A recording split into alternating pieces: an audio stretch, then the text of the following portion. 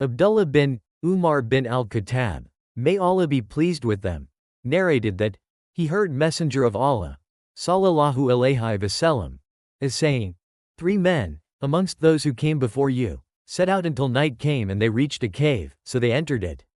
A rock fell down from the mountain and blocked the entrance of the cave.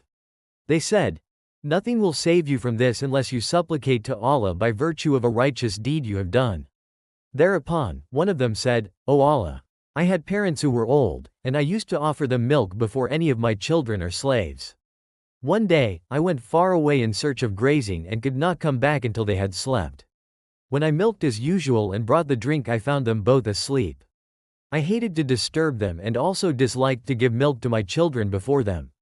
My children were crying out of hunger at my feet, but I awaited with the bowl in my hand for them to wake up. When they awoke at dawn, they drank milk. O Allah, if I did so to seek your pleasure, then deliver us from the distress caused by the rock. The rock moved slightly, but they were unable to escape. The next said, O Allah, I had a cousin whom I loved more than anyone else. In another version he said, as a man can love a woman. I wanted to have sexual intercourse with her, but she refused. Hard pressed in a year of famine, she approached me. I gave her 120 dinars on condition that she would yield herself to me. She agreed, and when we got together, for sexual intercourse, she said, fear Allah and do not break the seal unlawfully. I moved away from her in spite of the fact that I loved her most passionately, and I let her keep the money I had given her. O Allah, if I did that to seek your pleasure, then, remove the distress in which we are.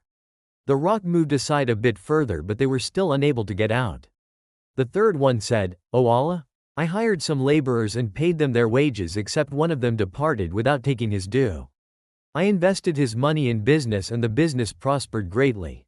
After a long time, he came to me and said, O slave of Allah, pay me my dues. I said, all that you see is yours, camels, cattle, goats and slaves.